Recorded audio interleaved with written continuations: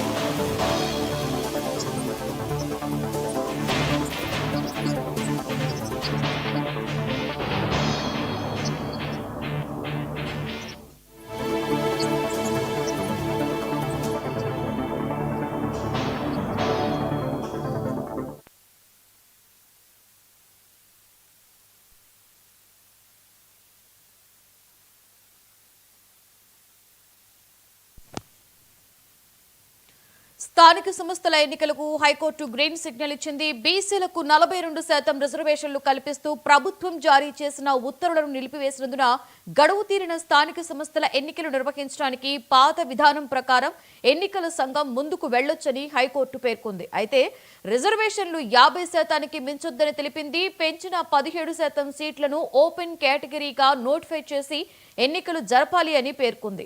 ఇక దీనికి సంబంధించి పూర్తి డీటెయిల్స్ ని మా చీఫ్ రిపోర్టర్ శ్రీనివాస్ అందిస్తారు. Srinivas, good morning.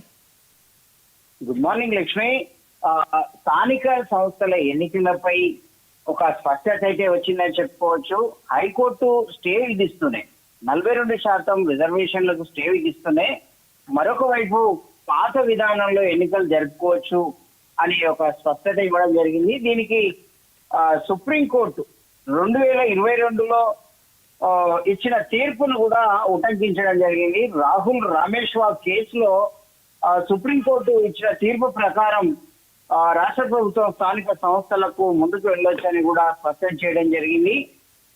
కాల పరిమితి దాటినప్పుడు స్థానిక సంస్థలకు పదవి కాల పరిమితి దాటినప్పుడు అది రాష్ట్రంలో కావచ్చు, కేంద్రపాలిత ప్రాంతాల్లో ట్రిబుల్ టెస్ట్ నిర్వహించే పరిస్థితులు లేకపోతే కనుక దామాష సీట్లను ఓపెన్ కేటగిరీగా నోటిఫై చేసి ఎన్నికలకు వెళ్ళొచ్చని కూడా వివరణ ఇవ్వడం జరిగింది.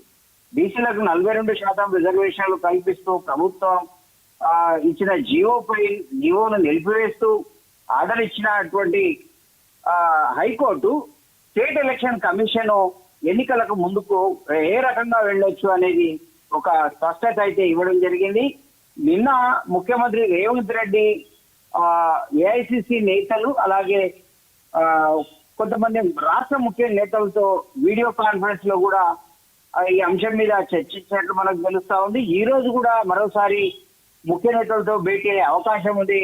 ఈ సుప్రీంకోర్టులో సవాల్ వేయడమా లేదా పాత పద్ధతిలో ముందుకెళ్లడమా అనేది ఈ వీడియో కాన్ఫరెన్స్ తర్వాత ఒక నిర్ణయానికి వచ్చే అవకాశం అయితే ఉంది లక్ష్మి.